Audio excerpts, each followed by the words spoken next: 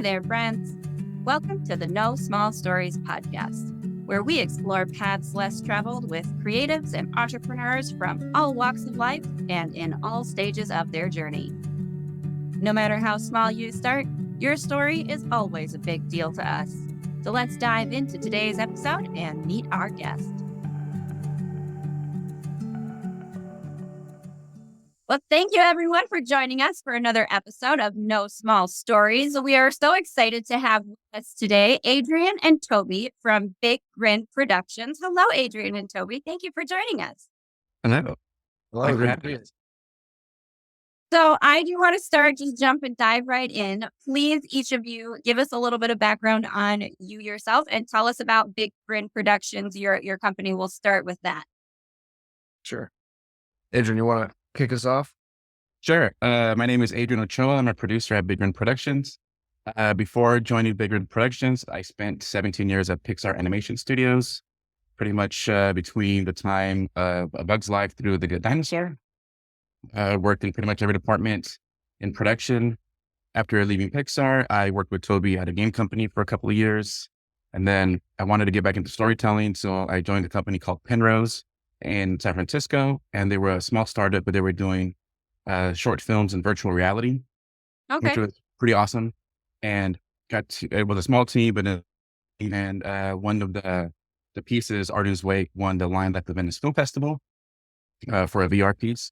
And then I left and joined Toby at Grin maybe about 5 years ago now. And it's been 5 years in like 2 weeks. Crazy. Time flies. Coming up on an anniversary. Happy anniversary. Right. Time flies. Yeah. So I've been at Grin working on some awesome projects, especially Luki and the Lights.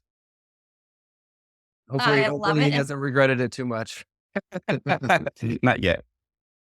Not yet. You've got 5 more years. You have 5 more years. You got time. Yeah. Exactly. Two weeks ago. Yeah. Awesome. My name is Toby Cochran. I am founder of Grin Productions and kind of revamped my company back in 2017. So we've been servicing clients for a while now, from, Fortune 500 companies, commercials, to advertisements, to games, to anything really that, clients, they need to have a mission. They need to have this burning kind of desire to want to make an impact in the world with the stories or the characters that they want us to help them create. And we've got a very simple mission, which is to put big old grins on everybody's faces with the work that we create. And I love it. That's a wonderful, brilliant mission to have. Thank you. Yeah. And it's like for us, and working with so many people in the animation industry and things like that, a lot of the times, I think general public, and I think it's starting to change that narrative of animation is only for kids. So it's like, okay, if animation is going to be created, then for me personally, then I want to be really intentional about the work that we're creating and being really mindful with what we're, serving up to children, right? Versus stuff nowadays where it's like super fast paced, cutting every 2 to 3 seconds, even faster now. Super, like this high fructose corn syrup just coming at your face and stuff like that. The leaning into the ADHD, right? Yeah, exactly. So it's like, what can we create and co-create with people to help, do something different out there? And I love it. Yeah, thank you. So, and you are doing something different than in this with Luki and the Lights. Let's jump into Luki and the Lights, because I think it's a really, I got to see the screener you sent me. Beautiful animation and such a clever way of putting it together, I think. And I don't want to give too many spoilers away. I'll let you kind of determine how much information is allowed to be released. But talk to us about Luki and the Lights and the story behind it. Yeah, Luki and the Lights is a very special project. It's the first time this has ever been done in animation. Basically, it's this robot character named Luki living his best life until one day he's diagnosed with the disease ALS, which is a very heavy and sad subject matter and terrible disease. But the inspiration from this story came to us from this couple in the Netherlands, Sasha and Anjo. And Anjo was diagnosed with ALS about 6.5 years ago now. And when he was first diagnosed, they didn't have a way to explain to their children what the hell this disease was. And Sasha and Anjo are educators by trade, and Sasha is a lovely illustrator. And, you know, they came up with this little robot character. Actually, Was beautiful. I have to say, I do really love the oh, you got characters. it. Oh my, look So at. this is the original Okay. robot character that was created by Sasha Nanyo. And Oh, the that is so cool. the idea was they put giant light bulbs in all the joints because then their kids could follow along with daddy as, you know, his wrist was going out or his elbow was kind of malfunctioning per se. And then the kids would just fill in the light bulbs and kind of follow along with the diagnosis. So in the film, Luki's a robot that has light bulbs in the joints. And as the disease progresses, the lights go out one by one. And Okay. very, I really like the element that you have in there. The way that you've made it, the robots don't speak any language, right? Like they don't speak words, even though they're obviously communicating. And I know like this is kind of a concept that John enjoyed too. Yeah. But if you could maybe was that a conscious decision? And can you talk about that? Because I think the idea of transcending language to still communicate is still very poignant and emotional story concept. I really love the way that you did that. So if you could talk a little bit about like kind of decision making process there. Yeah. Initially, Anu and Sasha, they wanted to create a film that could play universal. So it was we worked with Andrew Vernon, our amazing sound designer, to come up with a language that wasn't too much Wally, wasn't too much R2D2, but kind of fit in the world that, that you basically knew what they were talking about, but we didn't have to translate into so many languages across the world. We could just play the film and it could just play wherever it played and people would get it. But yeah, it was a conscious decision early up front to not use dialogue in that sense. And invented our own robot language that we just coined robot knees. So it kind of combines a little English, Spanish, and Dutch all together that just turned into this kind of robot, Mhm. gobbledygook that Andrew then tweaked and just made it sound really great. No, So, I like it. I really enjoyed that part of it because it does, and especially if you are gearing it to children, right? Like to show a concept, an idea that is emotional or heavy and difficult, but in a way that I think is very accessible to kids, right? Like you don't have to worry about word context or definitions of words. Do they have it? Like what is what is happening is very clear based on the visuals and the I do love that. The way that you can portray the emotional interactions between the characters without the language, right? I do think that it was really beautifully done. thank you. Thank you. Yeah, we definitely had our work cut out for us, and we had an incredible team, and we were just up for the challenge to do something like this, and to have the opportunity to create a story, and I personally love stories that don't have a lot of dialogue in there. It just with films or TV shows where it's just too much talking, it drives me nuts. So Mhm. to have that opportunity and like in Wally, with Pixar, for me, the film's cool, but the first half of the film is like the best part for me, and like after that, I'll shut it off. But I love the fact that they don't talk.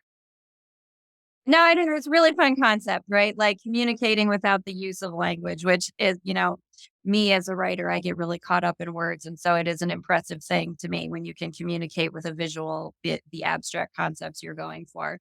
So Yeah. oh, go ahead. No, I was just gonna. This is a tangent, but have you guys seen Past Lives? Mm-mm. Okay, it's a feature film that's currently up for an Oscar this weekend, but I recommend that because the actors do an incredible job acting in there without a lot of dialogue and moments, and just a lot of the subtleties that they portray is just really beautiful. So there's great dialogue written and things like that, but the acting in there with the subtleties and the nuances is really incredible. I recommend it. Yeah, Haley and I, we discussed this, like, um, one show that kind of inspired me, like, I was gonna write a short story about, like, a capture, like, during a battle, like, you take caps and you don't understand what your captors are saying, so you have to learn through action, you know, kind of how they're gonna treat you and stuff like that. But one, um, one show that inspired me kind of to do that was Primal.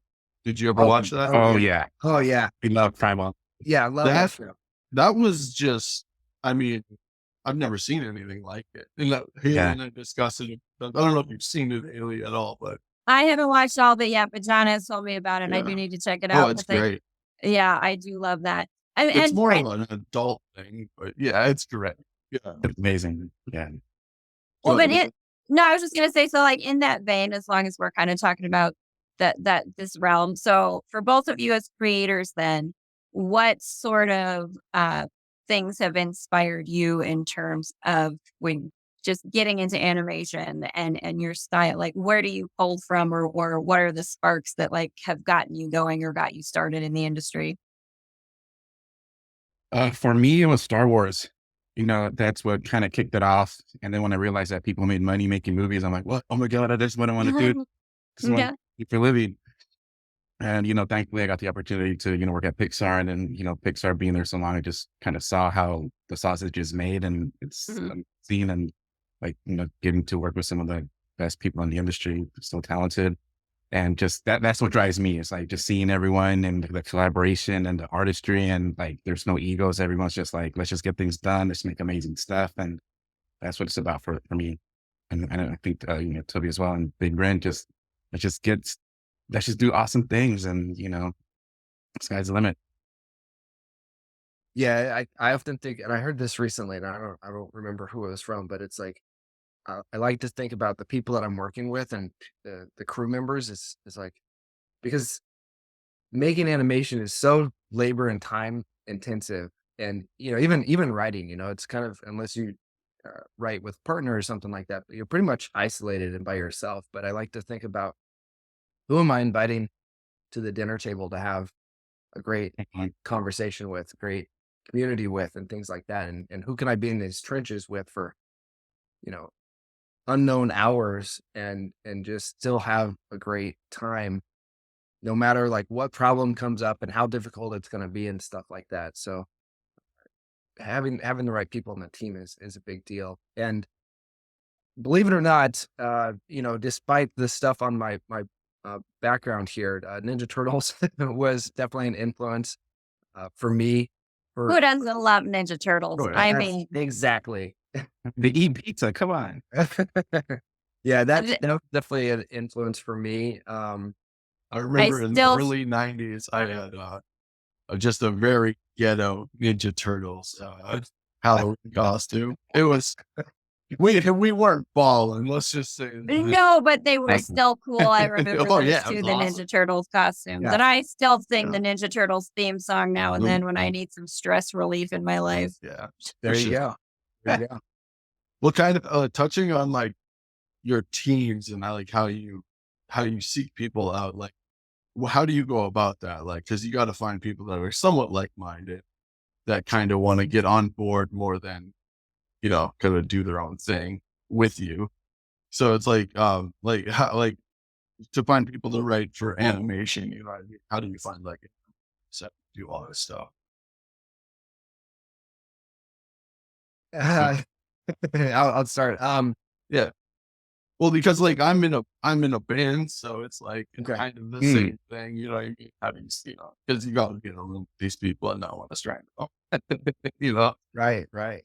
Yeah. So Yeah. we've been working fully remotely since 2017. So when the pandemic hit, it was kind of just business as usual for us. But we were looking Okay. into space at the time to be physically present together, because I do feel like there's a nice just energy in the room. That it's just like that's where the magic can happen.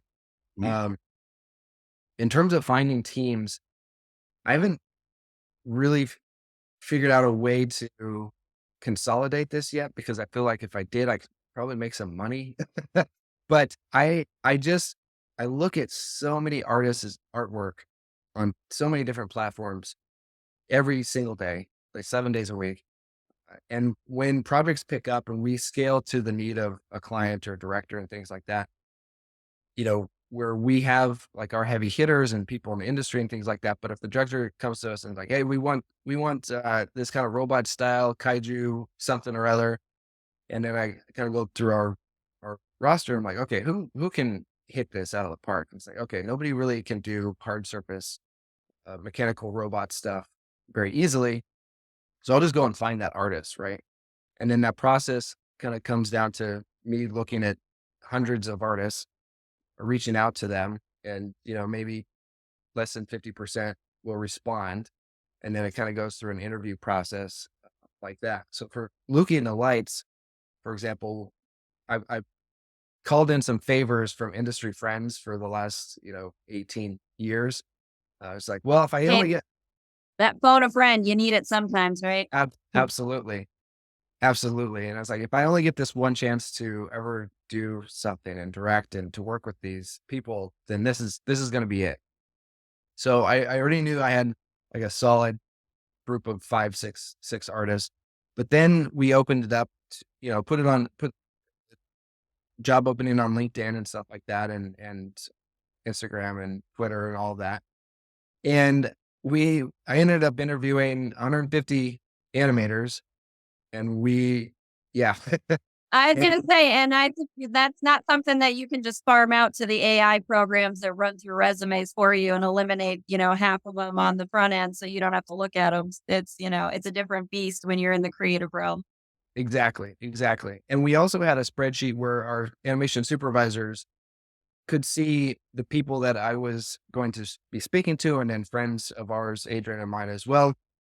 And then they could make suggestions. And then from there, we had who would be best for certain type of shots on the show, who has the best opportunity to learn and grow. And then obviously from once we interview and speak with them, who's got the right mindset to want to take this kind of crazy project on and be part of it.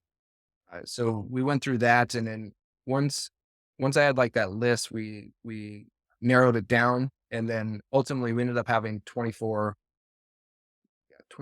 animators on the short, which is quite a bit for a short film. But Well, well, but it shows in the quality that you have, like, a big team and a yeah, great team, I have to say. Like, it's a visually, it's a beautiful piece. Like, uh, combined with the other elements that you have in there, the very poignant message you have, and the beautiful way that it is, I guess I would say, maybe acted or performed is maybe not the correct terminology necessarily when it's animation, but it does show that you had like a great team of really quality.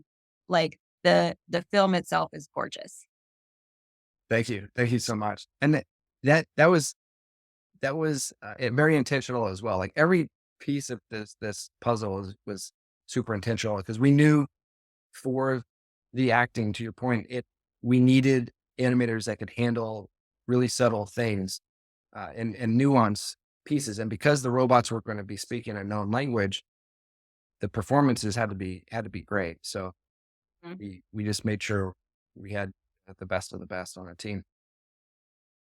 I love it. And Adrian, do you have anything, like, what are some of the elements or things that you look for too then? So when you're coming at this from the production standpoint, or, that sort of your wheelhouse, what are the things that you're looking for? What would you add to what Toby's got? Yeah, to add what Toby was saying, also we, like he said, we call in a lot of favors, but we also try to reach out to people that we have worked with before, and we have a really great rapport and style, and a lot of them did come on board and helped us out. Um, Again, it was just yeah, I mean, it was just a matter of just process and just trying to find the right talent for the right position. Very cool. What would you so and this is so on the podcast we talk about this a lot, the idea of like creative community and building community and networking and these more sort of, I guess you would say, indie sort of projects, or the projects that are not necessarily in the realm of the film industries, like huge studios and things like that, right? What would you say to people who are maybe creative folks in your sort of realm, but who are sort of trying to get their foot in the door to the industry, or trying to get involved in a project like this that is more impactful or has more of a sort of intentional, purpose behind it, right? What would you say to those people who are out there and kind of maybe feeling a bit challenged? in trying to kind of keep at it with this creative work that we're also passionate about and love to do, but don't we all just wish we had more time to do more of it? It sounds cliche because I listen to a lot of podcasts and everyone's like, just keep going, just keep, don't give up. And it's true. Don't give, just keep going. And like, even with us, like like, what are we doing? Like, do we keep going? Do we stop? Like, and we're like, oh, we just got to keep going. And whatever the future holds, we know it's going to be positive. I just got to keep going. Don't give up. Some days are hard. And like we would have these conversations where it was like, man, like, I don't know, man. It's like we're working our butts up and we don't got the budget. But we see the light at the end of the tunnel and we just got to keep moving forward until you reach. Yeah. So like for people that want to get in or work on things, like just keep going, keep networking, email people, contact people. We've had so many people just hit us up on Instagram and our emails and, we connect, like Haleigh, like you reached out on LinkedIn and here we are, And so here we are. yeah. So it's like that. Just Mhm. keep going, just keep trying. And the worst thing that can happen is someone says no, but all you need is one yes. And that's all you need. So just keep moving forward. I love it. Toby? But it does get dark at times. You're like, oh, like, that's just never enough. Absolutely. But it's definitely worth it. Yeah, the darkness is only easy because of the people you are surrounded by. And I love everything that Adrian just shared. I guess my 2 cents, be very intentional with your networking. Um, like, are you networking to network, or is it, there's a sense of, since moving to LA as well. And my wife's on the venture capital side of things and executive coaching, and we go to some of her networking events, and there's a lot of founders, and I find myself just looking at these guys from a different perspective as well, of going, well, yeah, we could do that. I could raise capital, and do I want to do that? But there's a sense of neediness or desperateness to it as The well. the hustle culture urgency element, I think, is just Yeah. not it's not conducive to creative life. And it's Yeah. certainly not conducive to creating things that have the kind of high impact that you're looking for. Right. So I get that. I totally feel you on that. And I think, I mean, that's a conversation I think I have pretty frequently with people in terms of when you are networking. You do want to have people who are in it for the joy of it, for the passion of it, for the good that can be put out into the world, for the energy of it, right? And when Absolutely.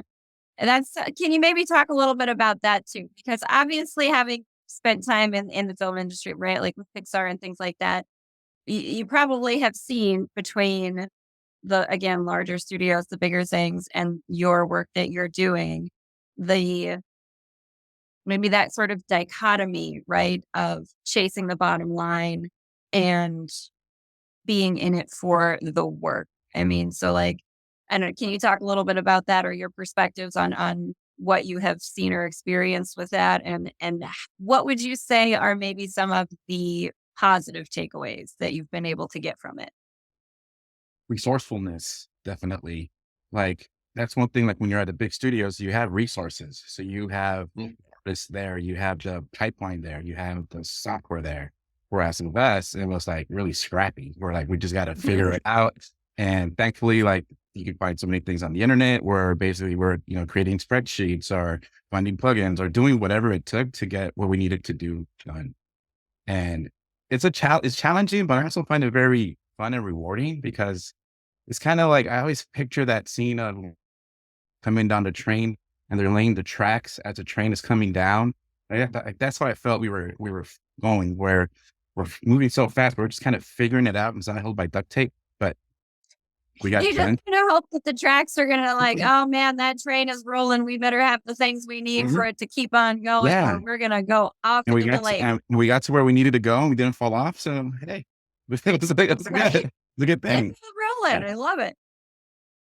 And I would share that working on a project like Luki, having something with such an important message for people to get behind, and even though our budget was kind of non-existent and were able to pay pretty much everybody, the team, all the artists were so excited to be a part of something that's going to make such a big impact that I found and realized on that, you know, people really want to be part of something meaningful. And a lot of, from what I've been seeing and hearing over the years and things like that, and just witnessing just by listening to people at the bigger studios is, sure, they have their 401k and they've got the safety net of the studio. But if we look at the industry in the last 6 months and seeing all these layoffs and like the craziness that's happening, no, there's not a lot of people in the studio system that are truly inspired or excited to even be there outside of just like they've got friends that, the friends are kind of like family because they've been in the trenches for so long, but, but they're not excited about the work that they're getting to create. And to see where people don't get paid, a proper rate, but they are so damn excited about the work that they're being a part of and the team that they're with, and this great group of artists just with, crazy amounts of experience and backgrounds from, like our lighting leads have 30 plus years experience each. So they're both like 140 years old, but I love it. You look great. I was gonna say, and looking fabulous 2024, Yeah, right? I exactly. love it. But they were able to share so much institutional kind of knowledge just from all of their years from like DreamWorks and all these big game studios and things like that, where we had junior artists right out of college just go from like 0 to 100 just in a short amount of months, where it's like now they can go in anywhere, and I feel confident if the right place hires them, they could hit the ground running, and Well, and know what they're it matters. Yeah, but it matters that you're excited and that the team is excited and that you all feel passionate about it, right? Because that's when someone really can excel and learn quickly, when you're in that environment where the energy is about the joy of what you're creating and the message behind what you're creating, that you all have a purpose and a mission, right? And so, like, again, I do think that's really interesting. And that's something that I think just in general across the board, for whether you work in the creative field or whether you're in like 9 to 5, whatever it is, that like, I think a lot of people are feeling that, and, speak to it if you feel like it resonates. But the idea that I'd rather make not a lot of money doing something that I'm really passionate about and really enjoy than make not a lot of money for somebody else doing something I don't really believe in. Right. exactly Yeah, it's like that saying says, like, if you enjoy what you do, you never work a day in your life, kind of thing. Yeah. Yeah. Hmm. And Now, yeah, and go just ahead.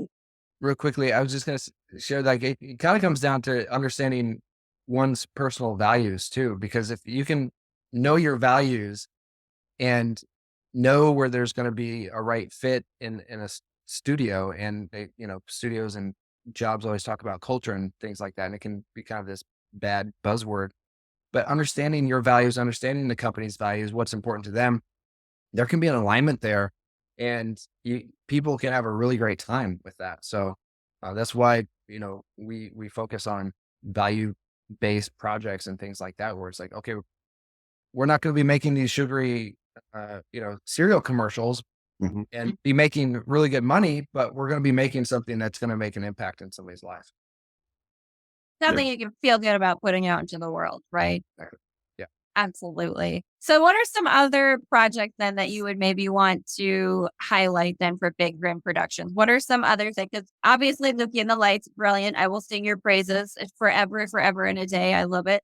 But tell us some more about some of the other things that you're working on, or the things that you're really excited about that you've done that maybe people should also check out. Because I know I was, trolling your website obviously prior to this and checking it out. But tell the folks at home. Yeah. Well, we have a lot of projects that aren't out there yet, but we're Yeah. working behind the scenes to really, create awesome stuff. We did take one project to Kid Screen, and Kid Screen, I don't know if you guys are familiar with that, but it's this Not big quite, no. trade show that takes place every year, where industry folks go to, hear pitches, they get to see about trends, and all the studio executives are there and that sort of thing. And writers go to share like what they're up to. So we took one of our projects there that's inspired by Adrian's own story, which I feel is very strong. We were working with Disney for a couple years on it. Um, and we've taken it to, Netflix and different locations and pitched it around and things like that. So we've got a lot of projects that are, I guess, NDA, but we our kind of ultimate goal, like a lot of these service vendor studios, is to tell their own stories and things like that. And we we just want to figure out a way to, you know, get these stories out there and help, you know, tell different stories that aren't necessarily, these regurgitated sequels and Are good we in the boat with Johnny and I being so super bored of all of the reboots? I mean, listen, I love the movies from my childhood very dearly. I absolutely do. But like, can we please make some new ones and Mhm. Yeah. stop messing with the movies that I love? Yeah, After after I saw the remake of The Crow, I'm just like, there's nothing sacred. after the It's remake of what? The Crow, Oh, yeah. yeah, There's a new Crow like, there's a yeah, new Crow. It from like Jason Lee kind of Crow.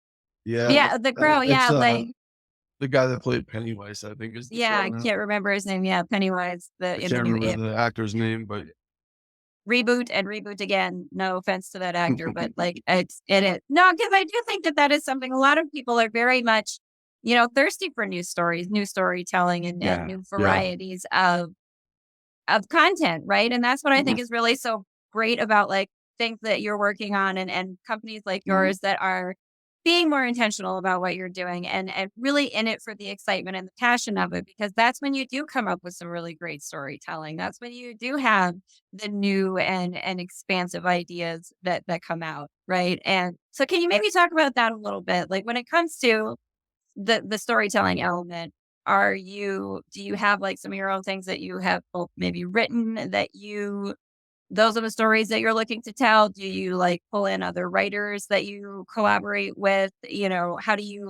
What is it that makes you gravitate to a story, or what sort of, I guess, flavors of stories would you gravitate towards?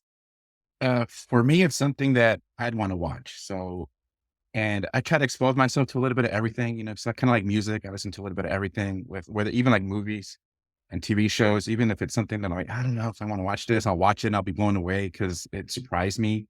For example, like the other day, I watched Saltburn. No idea what the movie was about. It was a little out there, but I enjoyed it. I was like, that's different. It's just something yep. weird, different. And I love going back. I recently this week I've been rewatching a lot of Hitchcock and just kind of, Oh, very like nice. West Vertigo, For the Birds, Rope. And I'm like, man, this is so beautiful. And like, saw something in like that era. Cause like, I love like old cars. I love the 40s and 50s, you know, Yeah, the and then aesthetic of also, like the old classic Hollywood film sort of look, yeah, right? Yeah. Like the there's way people some. dress, everyone's in suits and old cars. And it's just like something out of this, you don't see any, Mhm. but trying to incorporate what's happening now with stories and like, I'm also big into like Bigfoot and UFOs and all that stuff. So Oh, it's like, I yeah, love it. Me and you so can it's have like, conversations Yeah. all day long yeah. about So if you have UFOs and like an Bigfoot. entertaining story, like I think Mhm. anything you do with it will be entertaining, if it, and that's what I love about like, Jordan Peele or just trying Yeah. things and kind of, putting stuff out there that, is not your normal, horror movie, but something just Yep. kind of different and people won't gravitate towards it. Like one movie that kind of comes to mind when you say like that is I don't know who directed it, but Prisoners. Have you ever seen Prisoners? With you've seen it, Toby? I have Hugh Jackman, right? Yeah. Oh, Yeah. Jake Gyllenhaal. Yeah. Just Yeah, as yeah, far yeah, as yeah, like an original idea, like just kind of the storyline and stuff like that. yeah. That's one of my favorite movies in a while. Just Yeah. because it's Denis so well done. directed that. The Okay. director, the Well, director, they're doing. Yeah, yeah, yeah. Yeah, it was Yeah, I it's just I like movies that you watch and you're just kind of like, what? You know what I mean? Like you're just watching it play out. You don't know what's happening. You're just watching it play out, basically. You know? no, I love it. And I Yeah. always like that, I always like to plug and say, I have all kinds of original story ideas I'm writing, Holly, but Right? like, yeah. I got something new for you. And Toby, how about you? What are the things that like draw you in as this is unique, this is different, this is more Mhm. interesting than the average? yeah.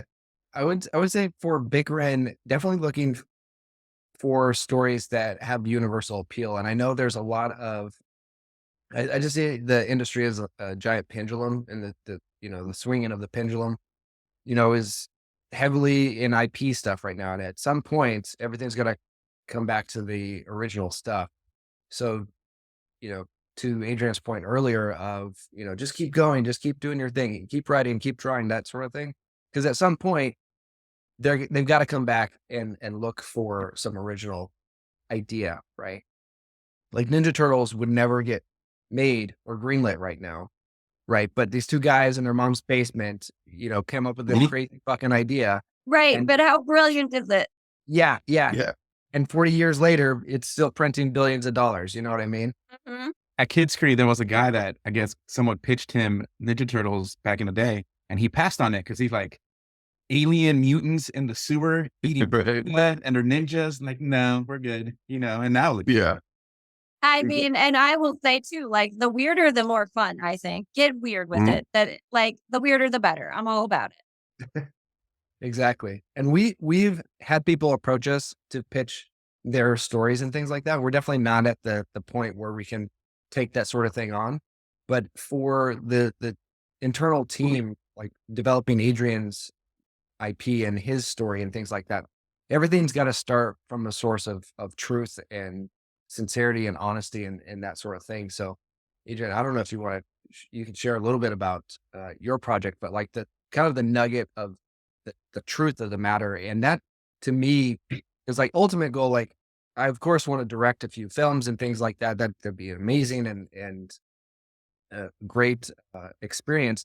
But ultimately, long term for me is envision myself being in a position to help storytellers and help artists that have never had a chance to tell their story, a specific type of story, and get that out into the world, but in a very universal way where it can impact everybody that gets to see it. And then also, I want to make sure that there's a component where it's not just like, oh, this is an artsy fartsy film and it's really cool and great, but we need to think about the economical side of this. Is it going to make us money? Is there going to be merchandising, that sort of thing, right? So to me, like Mhm. kind of the universality of it. Very cool. I love it. And yeah, Mhm. I don't know, Adrian, if you want to talk a little bit about your story or that project Yeah, that you yeah. guys are working on just a bit. Yeah, the project that we've been working on, it's about a young Latina that wants to be the world's next custom car builder. So I grew up in the Okay. lowrider Very culture, cool. and I love the positive side that I grew up around. People driving these beautiful works of art that are the cars, the lowriders, the old school cars. I go to a lot of car shows. I meet a lot of people, and I want to share that culture because every time I see it on TV, it's always the negative side of it. Every time you see a lowrider, it's always the The they're in the Grand hood, Theft Auto the kind of. Grand Theft Auto guy, yeah. Or I want to, or even like you see these guys with tattoos and shaved heads, and driving their cars, and it's pretty intimidating, even for me sometimes. But they're Yeah. like nicest people, down to earth. Once you get to talk to them, oh my god, like he's like you just don't know what's underneath that shell. It's like you never judge a book by its cover. And I just love like meeting, great, amazing people, entrepreneurs, artists. And it's Yeah. basically showing the positive side, but through the eyes of a young Latina and her wacky family and friends.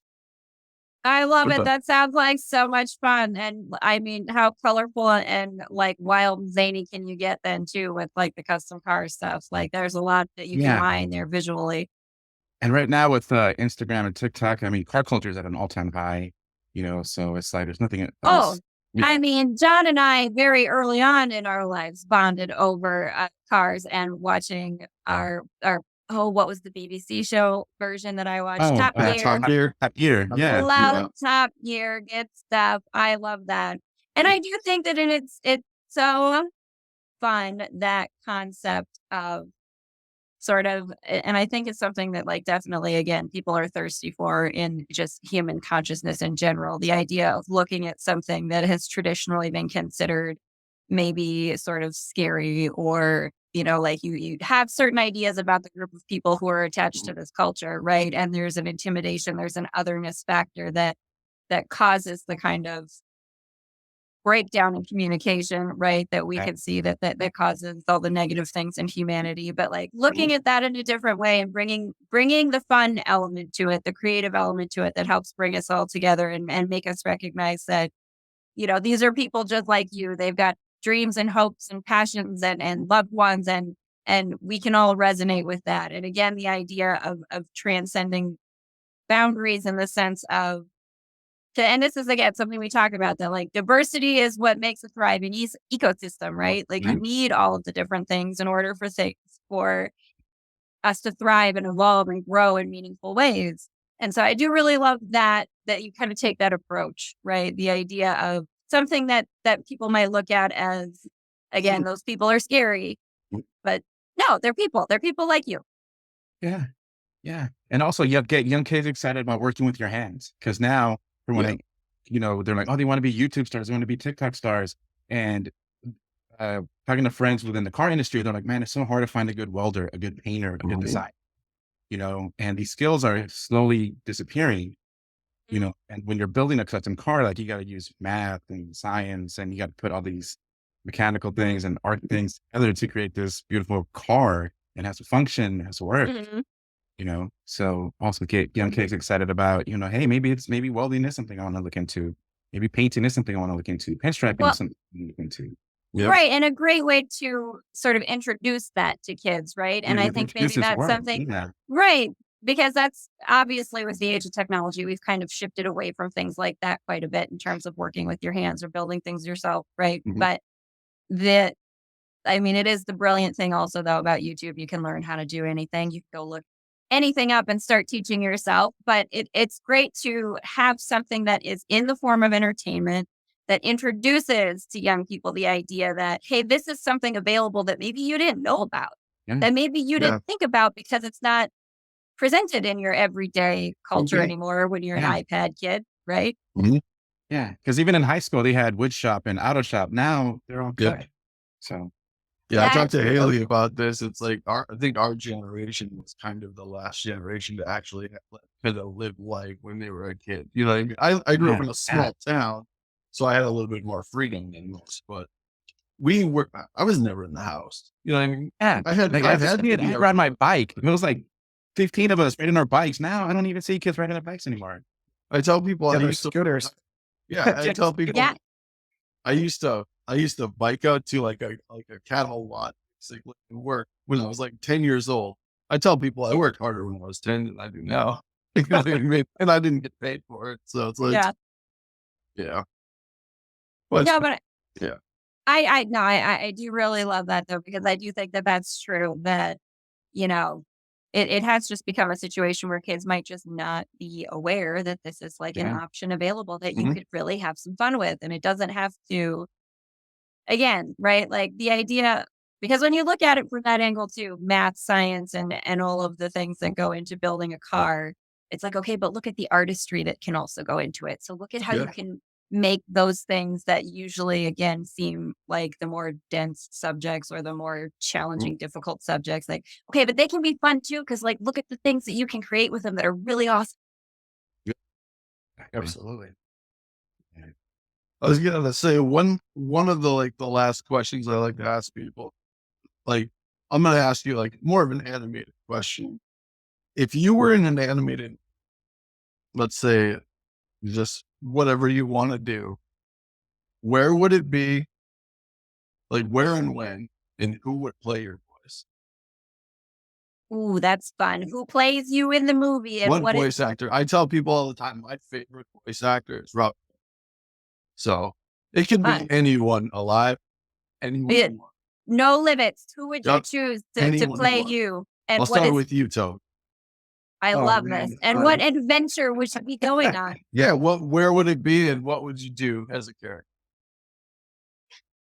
It would definitely be an epic adventure quest movie. Okay. Very sort of like Odysseus and the hero's journey kind of thing. Yeah, absolutely. Like classic Joseph Campbell, fight the demons, sea monster type of thing. Oh, please bring in Cthulhu. Oh, for me. Really, please. Done. Done. I would say maybe Oh man, I'm terrible with actors names and stuff. I like Carl Urban. Got I don't know if I'm better Do you with have faces, I'll be honest. Yeah. So have you guys seen The Boys? Yeah. Yeah. Yeah. So he was also Okay. Judge Dredd. Okay. Okay. Okay. I like his like kind of cheekiness. He's kind of like witty, dry humor a little bit. Oh, I Okay. love it. It's very fun. Adrian, I do you have an idea of like who should play me? Who should play you? Oh, yeah, that'd be fun. Oh, Oh yeah. Well then, Toby, you got to say who plays Adrian. It's only fair. Mhm. We're doing Am I going to get in casting. trouble for typecasting you, Adrian? I don't know. That's up to Adrian. I'm You not think? gonna say Gabriel Iglesias. Really, guys? All right. I love it.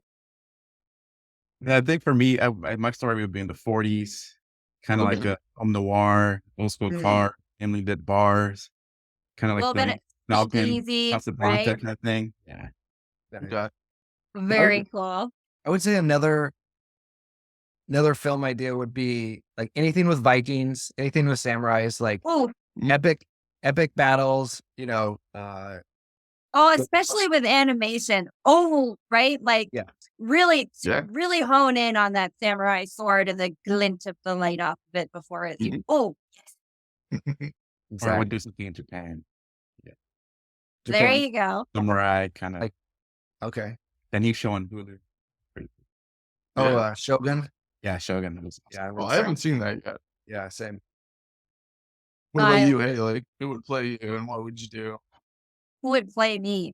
Listen, Let's hear it. I'm going to be honest with you. With my little adventures of Abernathy Franklin, I already have an idea in my mind where I am one version of Abernathy Franklin and the other version of Abernathy Franklin, who and it's right, like the same person in the multiverse, is Tiffany Haddish. So I have that Okay. little idea, and because I love playing with the idea that like the multiple versions of you in the multiverse don't all look like you, and they aren't all, but they are you, right? So again, that Yeah. idea of you are that other person, even though traditionally it would be like, oh no, like you can't be the same person. That's not a doppelganger of you. Yes, it is. We're in the multiverse. There's me, and then there's Tiffany Haddish. So that being said, I'm Ryan Reynolds in another universe. Very good. That's true in the movie. I got you. We're with it. Brilliant. I don't, and I would definitely be doing multiverse adventures, of course. Right. You know, and I maybe I can pop in. See, that's fun for me because then I can pop into all of your stories and visit because I'm not bound by any particular like world or anything Right. like that. I can just travel into all of them. So I'll visit you in your samurai sword fights, and I'll come on over to the 1940s and hang out at Speakeasy, and it'll be a groovy time. You're right. There you go. I think a fun version of me would, just because I'm 6'2", just it would be Warwick Davis. Just dress Warwick Davis like me. That's the character I want. Can we please have your adventures? Just you constantly banging your head on things that are too low because you like live in a world. Oh that- man. I would love this very much. Mhm. Johnny's used to it. He lives in a world of short people like myself and your mother included. I just think Well, that yeah. like that would be a fun little thing too. Like you are a tall person living in little people world and you're always like banging Right. into stuff and I Well, think that'd be then, fun. This, I feel like So the by Gargamel the in end the of world. the end of the movie, everybody builds you your own house. where you Exactly. Right. in your head. Everybody comes together to build a Johnny-sized house, and they're all tiny right. in it, but they work Yeah. together to get you a house that you fit in. Poor giant Johnny. Some will never understand that struggle. I don't have that the problem. foot size too. Like when you're wearing steel toe boots with a 14 size could- shoe, You can the work cinder that in blocks there. just kicking everything. It's like There's- clown shoes.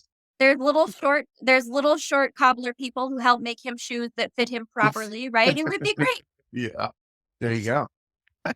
You have See, we Right. all have our ladders in the house for the short, cobblers and everything. right? I'm basically Gandalf walking into Hobbit Yeah, house, just Slayer. everything. Yeah. That's all right. I love it Yeah, though. it's That'd gonna be be great.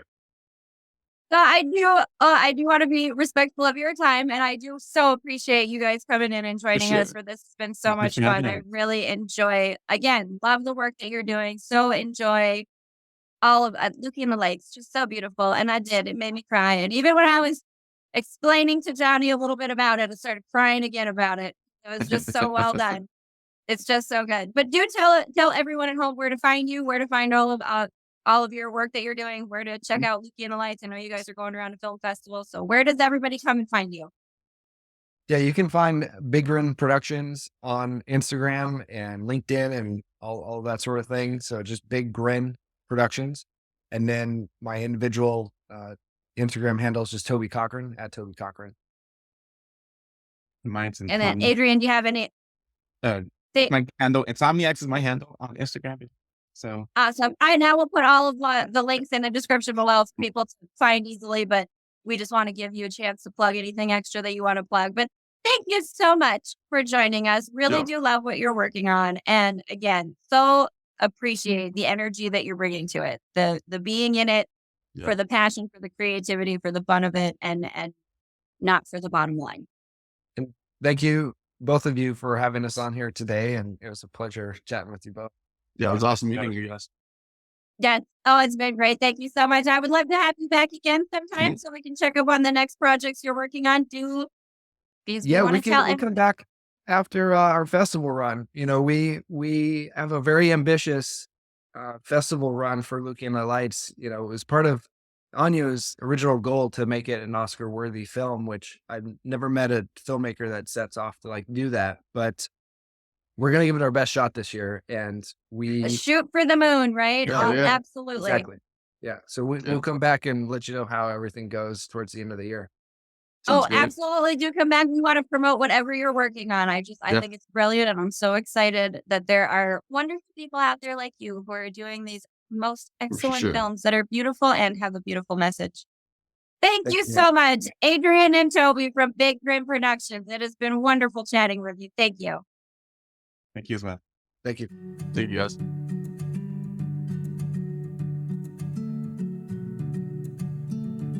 Hi again, friends. Thanks again for joining us for this episode of the No Small Stories podcast. Do check out the links below in the description so you can find more information on this episode's guest. And if you'd like to support more episodes of the No Small Stories podcast, you can become a patron. Find us on patreon.com/No Small Stories. Do also follow us on Instagram at No Small Stories podcast. And don't forget to like, share, subscribe, comment, leave a review. Do all those wonderful things that you awesome listeners can do. Until next time, friends, remember, no matter how small you start, your story is always a big deal to us.